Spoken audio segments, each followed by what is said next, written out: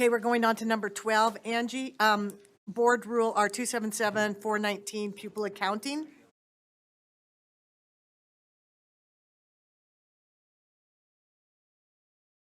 Board Member Hutchings?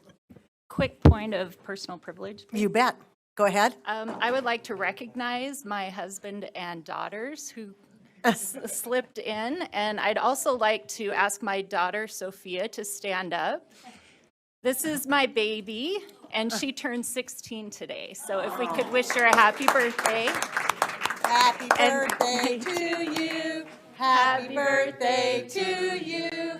Happy birthday, dear Sophia. Sophia. Happy birthday to you. Thank you so much. And since we like to torment our children, as you can tell, they actually brought some cupcakes. They're out in the hall. Feel free to celebrate with her and get a little sugar energy when you need it. Because we don't ever eat sugar in here. Thank you, Board Member Hutchings. Thank you. Go ahead, Deputy Superintendent Stallings. Thank you, board members. It's good to be with you again today. So R277 419, we discuss often in this with the board. Historically, not necessarily once a year, but for the last 3 to 4 years, we have discussed R277 419 about once per year. Just a quick reminder of why R277 419 is important. It is a rule that establishes the minimum school day and minimum school day requirements and how you calculate student membership for our school districts and charter schools. So, and I just wanted to bring to your attention that there is a draft 2 that was uploaded to Civic Clerk yesterday, and the draft 2, I will point out the difference. It's only about 8 lines of language difference, and we'll show that in a moment. But it was the amendments that are there were at the request of some leaders from our school districts and charter schools who asked us to provide some clarity on one of the portions of the rule. So we'll be looking at draft 2. If any motions need to be made, we request that you look at draft 2 or make those motions related to draft 2. So there's 5 things that I just want to point out quickly about R277 419. Number 1, the first major thing that staff is recommending you do at this point is all the way at the very bottom of this rule on line 62. And what it would do is it would extend the current version of the rule that we've had for the 22-23 school year for the 23-24 school year. So if you go all the way to the bottom of the rule, at 682, you will see that currently this version of the rule is only in effect through the end of this school year, so it would sunset. At one point, we had a plan of bringing forward a version that would be something you could vote on that would be in perpetuity. We were not able to collect the data or receive the examples from our LEAs that we knew that you as a board were hoping for before making that decision. So our recommendation at this point is to make the decision with respect to the 23-24 school year. We do have a plan to collect data, work with our LEAs to get examples of how they've been using the flexibility of not having the 990 hours and the minimum school day requirements. And we've been requested by current board leadership, and I'm sure this board will agree, to come to you no later than August next year in committee to begin this discussion. And so that is what we are committing to you to do. And the second thing that it does is it eliminates references throughout the rule due to waivers and specific reporting requirements that were in place for the 2020-21 school year. So that's references to those continuing education plans, the explicit report. There was a specific calculation of membership that we did early that year. You may remember these were all due to kind of the COVID provisions and our reopening plans, et cetera. So we're eliminating all of those references that were really only applicable to the 2020-21 school year. And those are found beginning on lines 165, 209, 305, and 494. Third, the next one begins on about line 254, and it provides that an LEA that participates in the National School Lunch Program must provide school meals if as part of their 180 days. And part of this is a codification of an expectation that's already included in the agreements that our LEAs who participate in that program sign. And again, the recommendation was to codify that here. Fourth, I have two more. The fourth one, beginning on line 377, adds language that clarifies that a student with a disability or an LEA may not drop a student with a disability from enrollment in the LEA on that 11th day or after the 10 days. Let's say a student does not attend school for 10 days, or the LEA doesn't have any engagement with a student for more than 10 days. The rule, or this rule, would state that that student would no longer be eligible for state funding, but it does not mean that you unenroll the student or drop the student off. So this language, and this portion right here is what draft 2 is all about. These are the only changes. And what it would clarify, and I apologize, I have it right here and I'm on the wrong tab. It would state that notwithstanding the 10-day rule, and if you remember, if a student has 10 or more unexcused absences, or in the case of a learner validated program, the LEA has not engaged with the student for 10 or more days, the LEA is supposed to drop the student from student membership, which is how we calculate and demonstrate that the LEA indeed is educating or providing services to the student. But it does not mean that the district or charter school needs to unenroll or drop the student from their roles. But instead, we're clarifying that for student with disability, that you do need to continue to provide that student with a free and appropriate public education, or FAPE.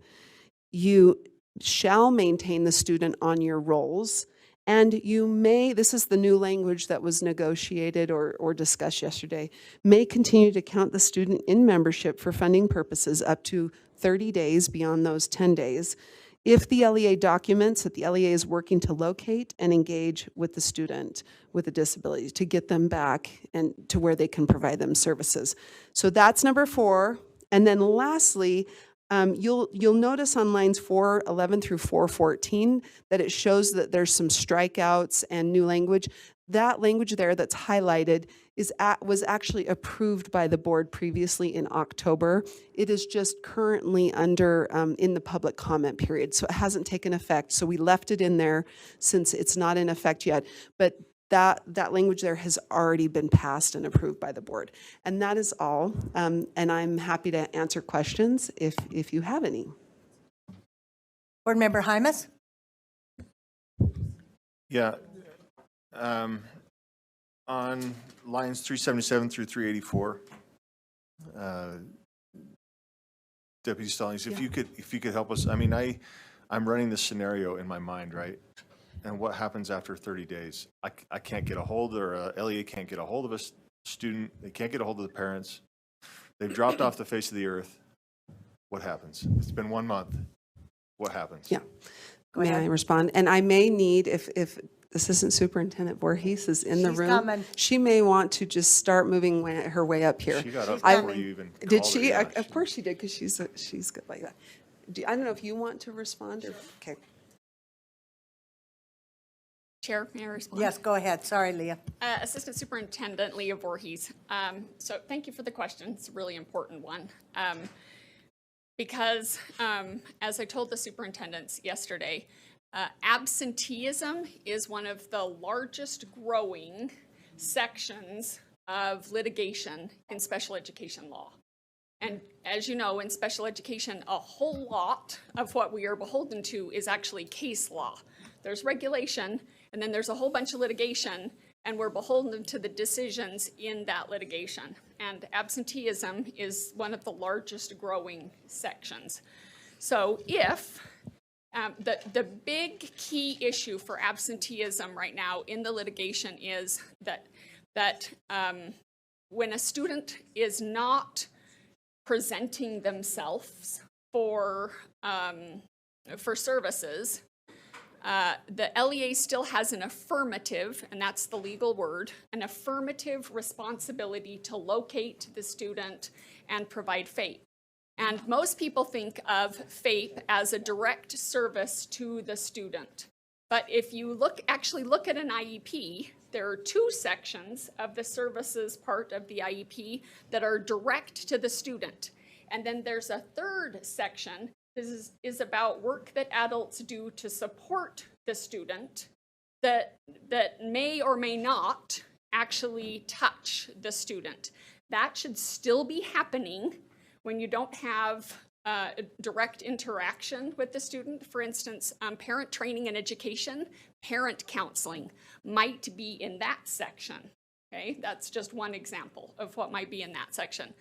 But the big legal issue right now is the LEAs are responsible to, when a student has been absent, are responsible to determine if the absence is related to the disability.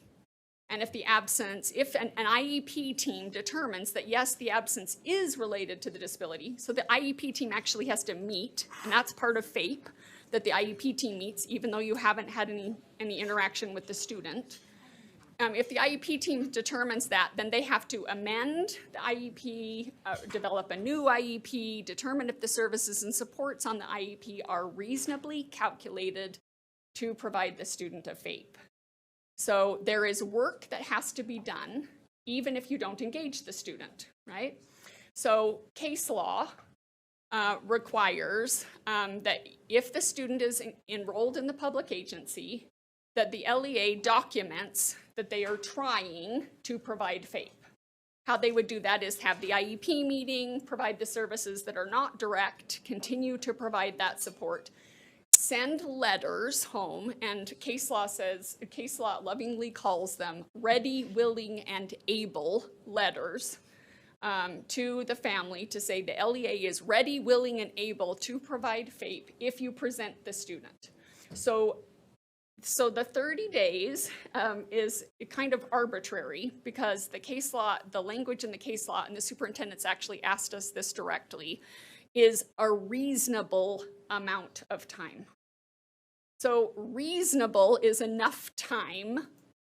You know, it's all individualized because we're talking about students with disabilities, right? So reasonable is enough time for the LEA to do due diligence to try to re-engage the student.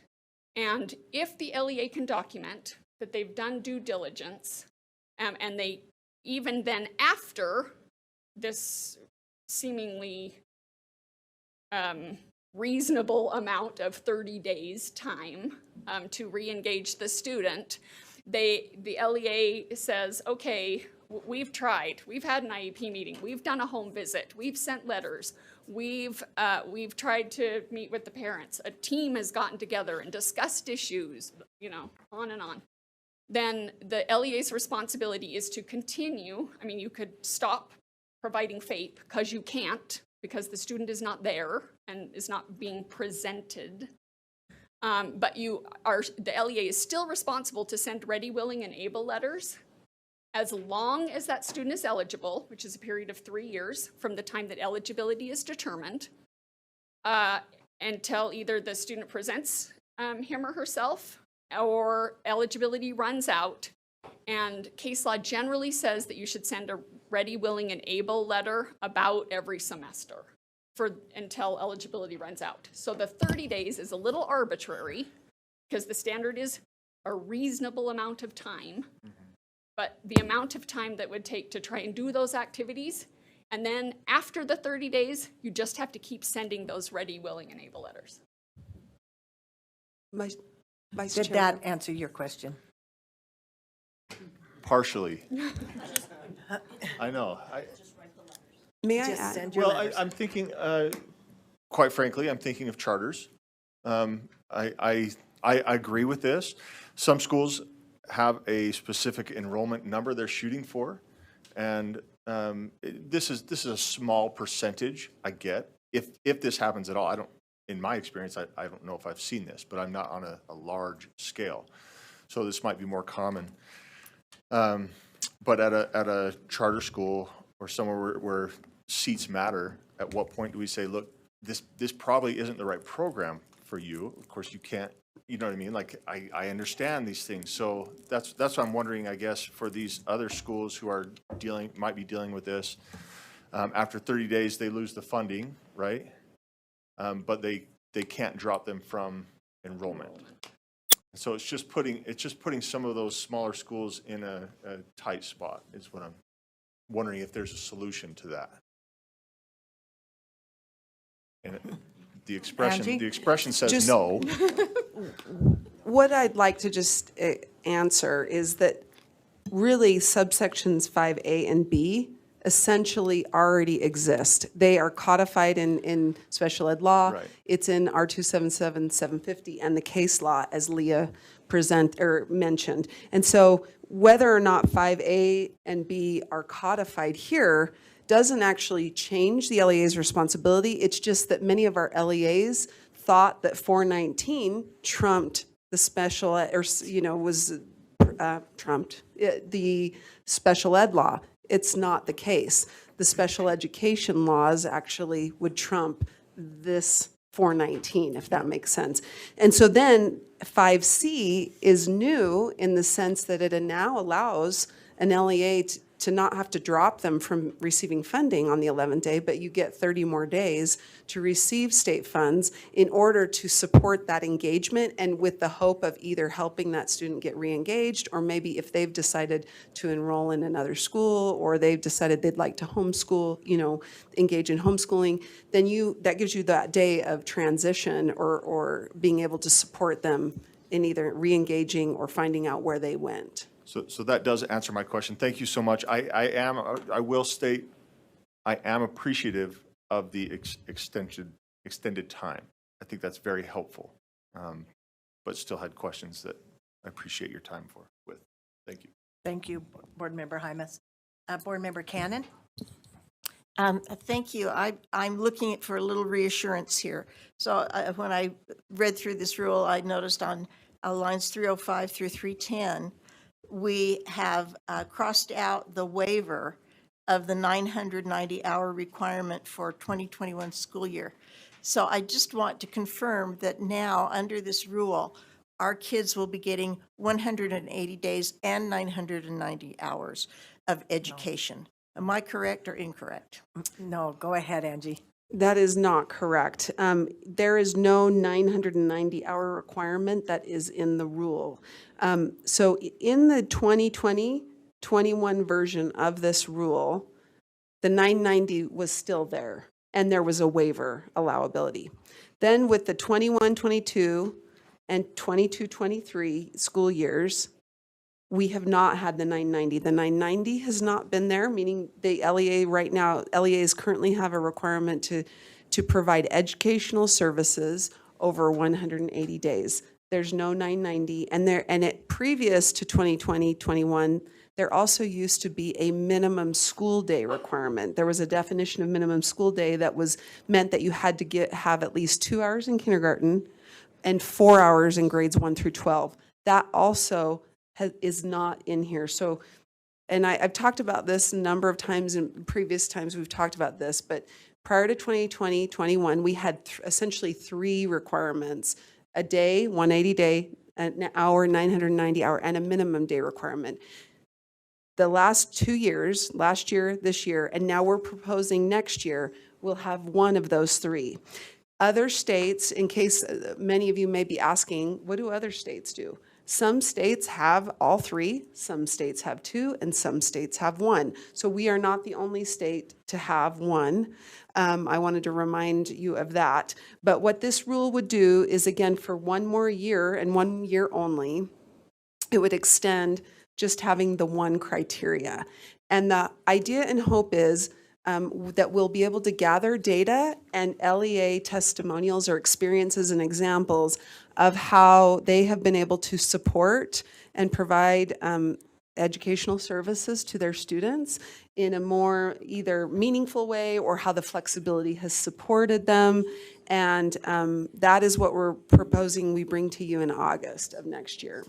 and in the meantime, asking for one more year of an extension. So Angie, just for clarification, to continue on for one more year of what's been happening the last 2 years, so we can get more data, so it can be brought back, and then the board can decide if they want to add 2, 3, 10, whatever later on. Yes, Thank or you. different.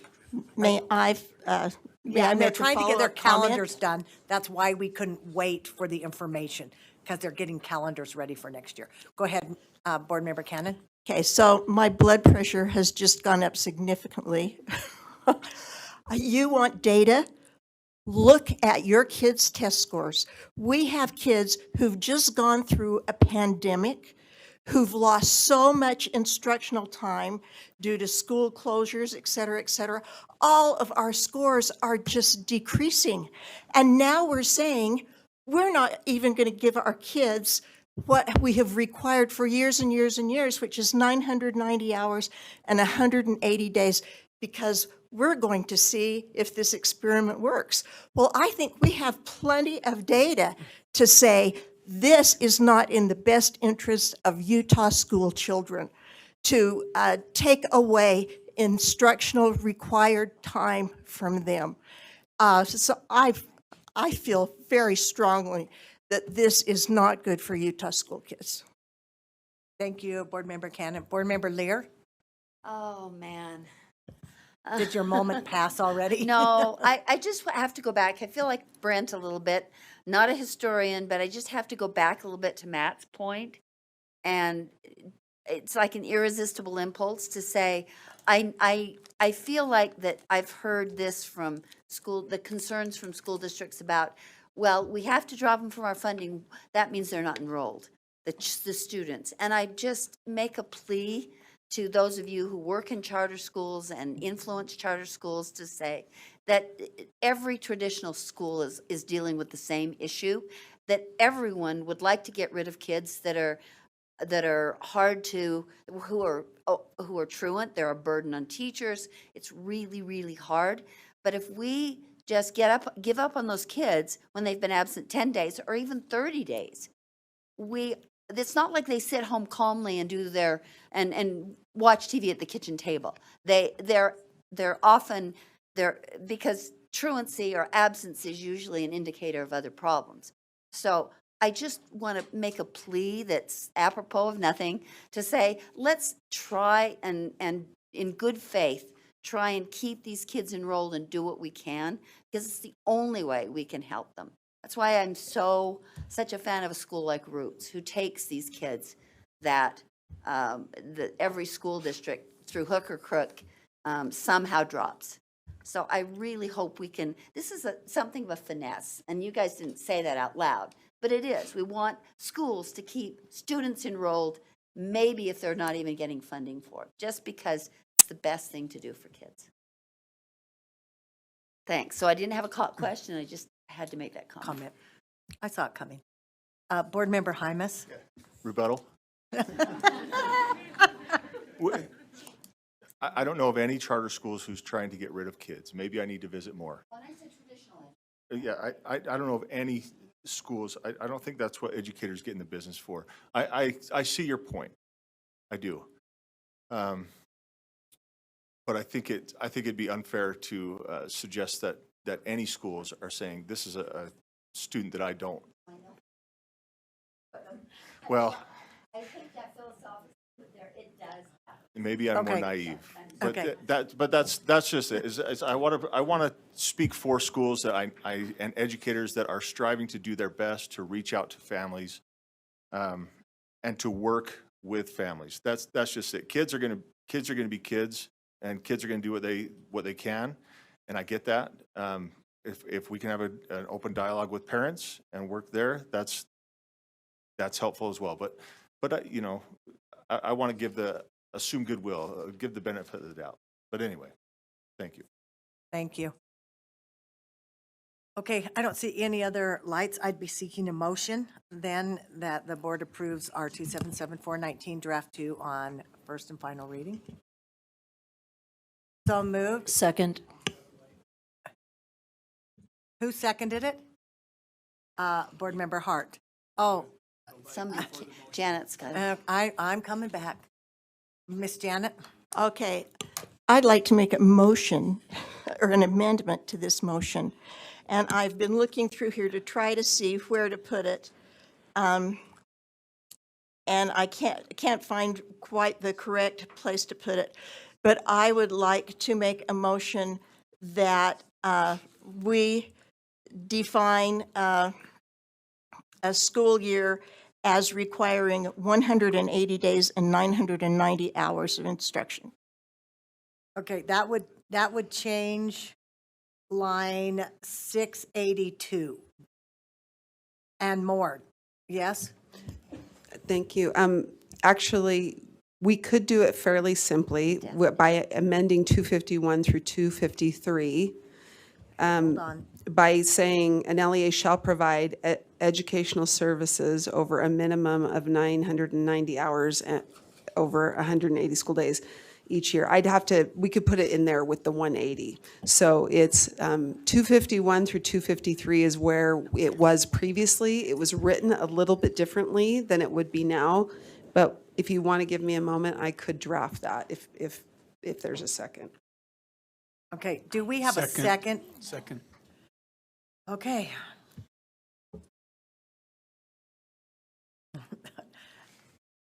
Ms. Janet, did you already speak to it, or do you want to speak to it again? Well, just to reiterate, we had an experiment on what it did to our school children's performance called the pandemic, where we cut out a bunch of their instructional hours and time on task. And now the federal government has been giving us millions of dollars to help kids through accelerated learning, to help them make up the learning that they lost. And to me, it's just counterintuitive to say we will cut down our requirements when our kids are in such a precarious scenario of not receiving sufficient educational time. And I just feel strongly about it. Thank you. Thank you. Board Member Earl? Do we know how this is going to impact schools right now? I'm just saying meaning that we have different districts doing different things currently. I'm just wondering, do we have any idea that just changing this without any kind of feedback or public comment? That's one of the reasons why it's on the agenda today and didn't go through committee, because they're making their calendars for the 23-24 school year. Right, now. right. So I guess what I'm saying is this is going to directly, and I understand what you're saying too, but yeah, I'm not sure moving this forward at this point without the information the data that we've asked to have gathered is beneficial. So I'm speaking against. Okay, Board Member, let me see. Janet, is your light still on? Sorry.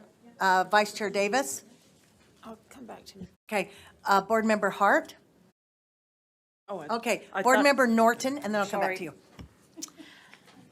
You know, I think that there's a difference between what happened in COVID and what's happened with the change in the 990 rule. I've seen schools using their time more efficiently and more targeted through the 990 rule, where they've had some students who need extra support come in on different days. They've had other gifted programs at different times. So there's been a lot of different flexibility, and I think that these need to be, I think we need to see the documentation from that, because I agree, education was sorely missing during the COVID years, even though teachers were trying their best to sing and dance and all those other things. Kids were not even logging in. But now it feels so different.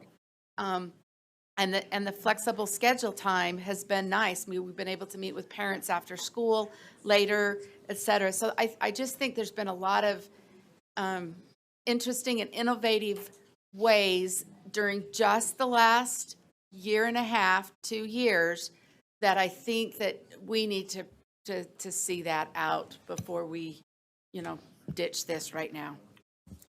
Thank you, Board Member Norton. Board Member Hanson, Board Member Hart, sorry. Thank you, sorry. I agree, that's exactly what I was going to say. The big experiment was sending kids home. It wasn't removing the 990. the 990 is problematic. Do you include lunch? Do you include passing periods? How do you have school without passing periods? But is that instructional time? Is it not instructional time? Is recess instructional time? It's required by law, but is that in the 990? I don't, until we get data on how many districts actually changed based on the 990, it is not something that you can attribute. There's a difference between closing schools down and teachers doing pirouettes and gymnastics and changing the 990 because it is a very difficult metric to track. And I believe that's probably why it's hard to pull the data now, because now you're asking school districts, well, do you still have 990? And they go back to, well, do you count lunch? Do you count passing periods? Do you count recess? Do you count this? You do interventions during lunchtime, so is that now suddenly academic for half the students or the students that participate? It's not, the 990 is not the panacea for fixing the parameters that under which we do school, and to go back and to tell districts that without any data is exactly what we're mistrusting, and that's how mistrust is bred. We haven't given them the time to report out. We haven't collected any of those metrics, and we're just looking at making a decision willy-nilly because of the pandemic, and I'm not in support of that at all. And we cannot make decisions on emotional responses to the pandemic. We all hate it. It affects our daily work outside of school and in school, but I am not going to vote to just knee-jerk reaction when we don't have the data to support or refute that change. So I am not in support of that. Thank you, Board Member Hart. Board Member Hanson? Yeah, I'm in favor of what Janet's proposing, and I'll tell you why, because I remember distinctly the discussions that we had, and we went on for hours about dropping this 990 rule, and the reason was because of the pandemic, because we couldn't put kids in seats for that amount of time, and that's the reason we took it off. Now the pandemic's over, to say that we're going to extend it so that we can do this experiment and gather data just doesn't sound right to me. I mean, the pandemic's over, put it back in place. If we can show that there are reasons that we should drop it, then let's go ahead and do that. Let's make a decision based on some new information. But the reason we dropped it was the pandemic. The reason we extended it was because the pandemic was continuing, and it was temporary. That was the whole discussion that we had as a board, was we were only going to do this for 1 year, and then we were only going to do it for the next year. And it was because of pandemic conditions. So put it back in place. It's the way it was before. And then let's find data-driven reasons to drop it, if we should drop it. But let's not use the pandemic as an excuse to get rid of something just because we can't gather the proper data. I don't think that's proper, and I'm for this. Thank you, Board Member Hanson. Board Member Straight? Yes, I guess I have a concern that it really affects the school calendar that much, because it's 180 days either way. It's how you do the 990 hours for each one of those days. I know there's been lots of things that have been put forward. I know that some school districts start later now, and there is some research that starting later, especially for older kids, is beneficial. I know that a lot of districts have went to using this time for professional development. So I'm not sure I have enough information to be for or against, but at the same time, how are we going to get the data on whether 990 is more effective than the flexibility? Well, how many years of data do we have since we can kind of say the pandemic was over? Is this the second year? Do we say that? I don't know. No.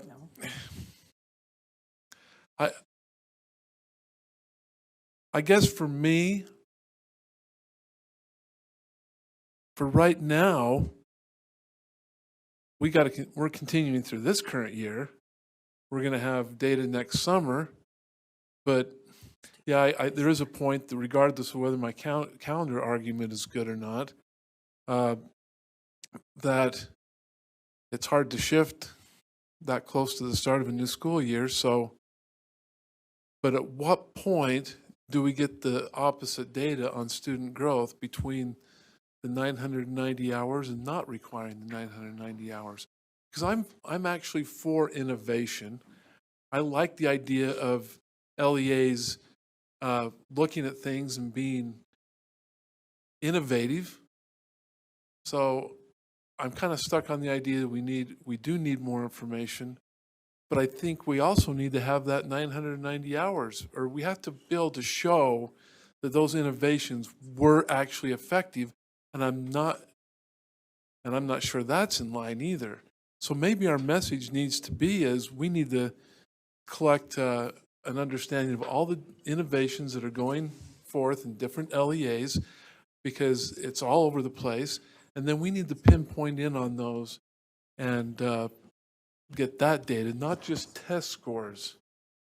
So I guess for right now, I would vote against the motion, but I do think that it's an important question because we don't know at this point what the effect would be if we went back. Anyway, that's all I have to say. Thank you, Board Member Straight. Board Member Hanson and Janet, I'm going to go over you because Vice Chair Davis hasn't had an opportunity to speak yet. Go ahead. I just want to say that in general, I agree that I think we're learning that spending time in school brings better results than not. However, I would be in favor of extending this one more year because we have a lot of schools that have been started in models and they're starting to see results, but they don't have time for the continuity, and we need time to gather data. And if we don't extend this for another year, I fear, a lot of these schools, even though we're putting a rush job on it, it's because a lot of them just want to continue what they're doing. And now they're saying, well, what if they don't continue this? We're going to be messed up. Are you going to continue it? You are, right? And I feel like that's more of the conversation now. So I agree. I wouldn't be ready long-term to make a decision on this, but I think we really need to do this for one more year so that they can get some continuity and get some data, and then we can make good long-term decisions. Thank you, Vice Chair. Board Member Booth? Okay, so that's 5.5 hours of instruction for 180 days. So what time does school start in the morning? What time does school get out? Does that include lunch, passing time? It's 5.5 hours is all 990 hours is. So it would seem to me that 5.5 hours is not exorbitant. I mean, it's just like 5.5 hours is going to be eaten up really quick with everything you've got to teach. So as a new member of the board, not having lived through all of the, I know Carol has had some responses to the requests to, not have this requirement in certain schools that have come to Law and Licensing Committee. I don't have the background, but it seems that right now to make a decision, that's going to be hard for those of us that are new. I totally understand what Janet is saying. We're in trouble. We got a lot of work to do. We need every hour we can possibly get. But I would be interested to see, with the flexibility, what are schools doing? How many hours are they? I mean, 5.5 hours seems pretty minimal. Are they doing a lot less than that already? Yeah. I don't know. I don't know anything about it. So, yikes, if we have to make a decision right now. Thank you. Board Member Earl? I was just going to call the question. Okay. Calling to question. I object. I mean, we were in the queue already for that. You can't call the question with this. Well, you Waiting actually time. can. When you skipped us? Well, I skipped you because you'd already had opportunity to speak. I went in order of who hadn't spoken yet. Okay. Board Member Hanson, I was trying to be fair to who hadn't spoken. Needs a second. So it does need a second. Second, Chair Huntsman. So the motion is to call to question. All in favor, say aye. Those opposed? No. Okay, those who are in favor, raise your hands, please. Board Member Moss, Board Member Hart, Board Member Earl, Board Member Hymus, Board Member. Calling to question. Board Member Klein, Board Member Hutchings, Board Member Straight, Board Member Chair Huntsman, and me. And me.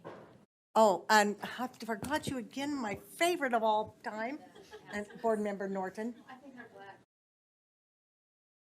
black. That passes. Well, I said my favorite of all time, not just at any day. Oh. Okay. Okay, she's my favorite elementary teacher. In Washington County. So I'm sorry, Board Member Hanson. So the motion before the board is that the board approves our 277-419 draft 2 on as amended on first and final reading. It's not amended. No, this is on the amendment. You're calling the amendment. Oh, the amendment is on Board Member Cannon's. So the amendment is to add in, did you even find some language on that? Yes, it's Okay. showing. So you could just say to amend lines 251 through 253 to add 990 hours of in draft 2 as follows. So Janet, does that look right to what it was you wanted? Okay. So the motion is to add 990 hours of. So that's the motion on the table. Seeing no we can't have discussion because it was called to question. All in favor, say aye. Aye. Those opposed? No. No? I'm a no. Sorry, Okay, I was those in favor? Those in favor, please raise your hands. We have Board Member Booth, Board Member Cannon, Board Member Hanson. I'm abstaining. Okay. Okay, and an abstention. Okay, so then the motion, the original motion on the table is that the board approves our 277-419 draft 2 on first and final reading. Okay, we have more discussion. Here we go. Board Member Earl, are you still on? Okay. Board Member Hanson? I will comment on this motion because I know we're trying to approve it without the 990 hours in it. I think that there is a way to go forward to keep the 990 hours in because we do have a waiver process where schools have applied in the past. We've granted waivers to the 990 hours, and then we would know what they are doing with their time if they filed waivers with us and we granted those waivers. So I'm not on the prevailing side. I could certainly bring back that motion and add that there is a waiver process in place, which I think would give us the data, some of the data we need and maybe speed this along. But that's what I just wanted to interject that the waivers always have a caveat, either distance or size, or do they not? That's up to us, though, how to grant the waivers. Okay. Okay. Board Member Straight?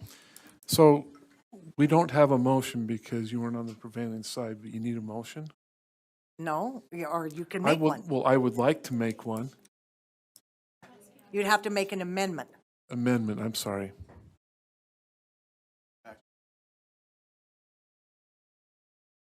We're just going to bring back the one that just failed? Yeah. Okay. Yeah.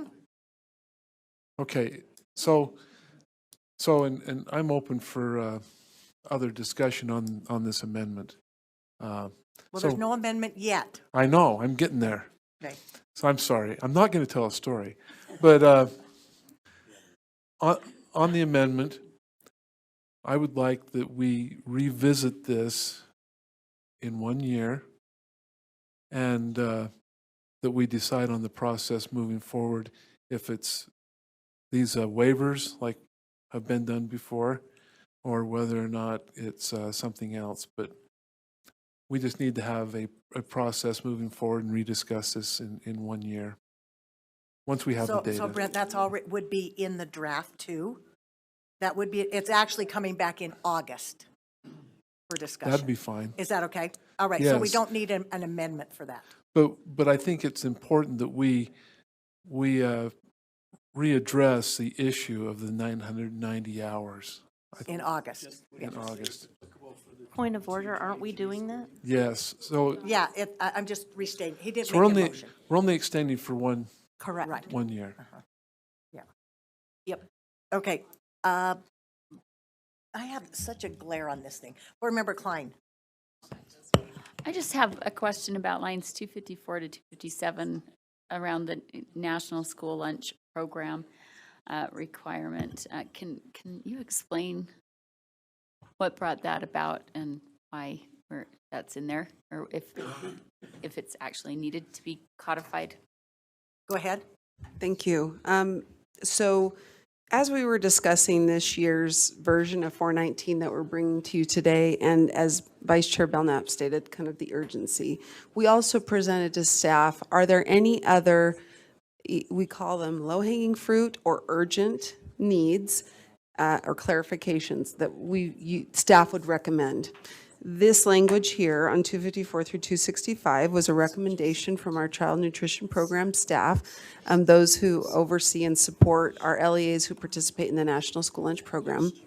And they, with the pending elimination and sunset of the current waivers that the Department of Agriculture has in place, they wanted to clarify or codify the expectation that's currently in National School Lunch Program agreements that LEAs have, where when they participate in the program, there's an expectation that for each of your regular instructional days, that you provide meals. And this codifies or provides that reminder of what they agree to when they participate in the National School Lunch Program. Okay, follow up. Go ahead. Was it a few months ago, we had a lengthy discussion about the Biden administration's change of definition for sexual orientation, of sex to sexual orientation and gender identity, and the requirement that was being put in place for schools to use that new definition in order, if they receive that National School Lunch Grant. And I'm trying to remember what language we put in at that time, if that actually protected us from, because now we're requiring this, right? It's a shall, and so is that going to pull that in? I know that right now our state attorney general is in litigation with 21 other states regarding that issue that's pending. Just wanting to know how the implications of this being put in here. So Angie, with wouldn't this that. just be if they are doing it, they have to do it. If they're not doing it, they don't have to do it. So you're not required to offer school lunches, but if you are already opting in to offer school lunches, you have to do it for the 180 days that school is being offered. With the 3 exceptions that are there. Yeah, with those 3 exceptions. What are the percentages of schools that actually participate in the National School Lunch Program? Do we know? Is that like all of them, or is it just? 135 of our school districts and charter schools participate in the National School Lunch Program. Is that for Out like of- Title I type No. schools, or it's just any school that wants to? It's actually districts and charters. So like of those 135 out of approximately maybe 155 or 160. So we have 41 school districts and then up to about 120 charter schools. The districts could have up to 80 schools, so for each one. And a charter school could have 4 or 5 because we do have charter school LEAs that actually have multiple campuses. So do you know the number of school sites? Could, Is it 1,000? We also want to just, this is just a little bit off topic to the motion on the table. So did we answer your question about the shall if they are involved? If they are providing school lunch, they shall provide for the 180 days. And so they will be tied to that requirement. Well, they're tied to it now. Only if they already, so the school has the option to say, we are going to participate or not. Right. And so they're not required to participate. This would not make anyone or require them to participate. Do we remember what we decided a couple months ago, what we put in? I think we tried putting some language in to protect, so schools wouldn't have to open up their bathrooms or locker rooms in order to students of the opposite sex by receiving the funds. Okay, That's my question. but that's different than this draft too. It's a little bit not germane to this.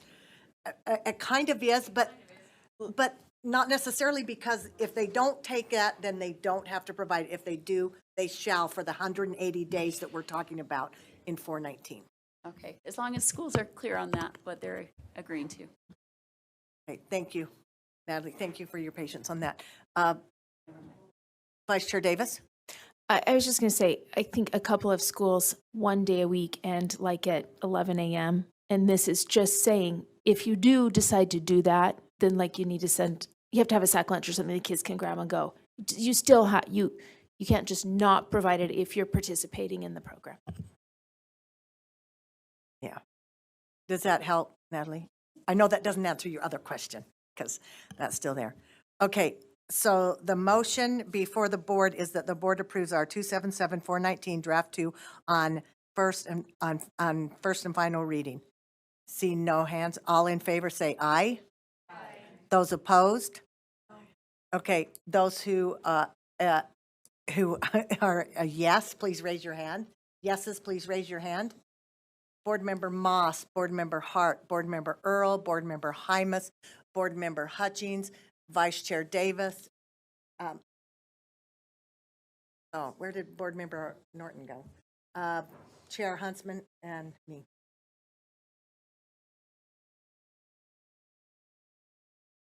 Okay. That passes. Okay, do we need to have a break? Or can we go? Okay, it needs to be quick though, because we have quite a bit to do, and then we'll come back and do Finance Committee report. So Chair Moss, will you be ready for that?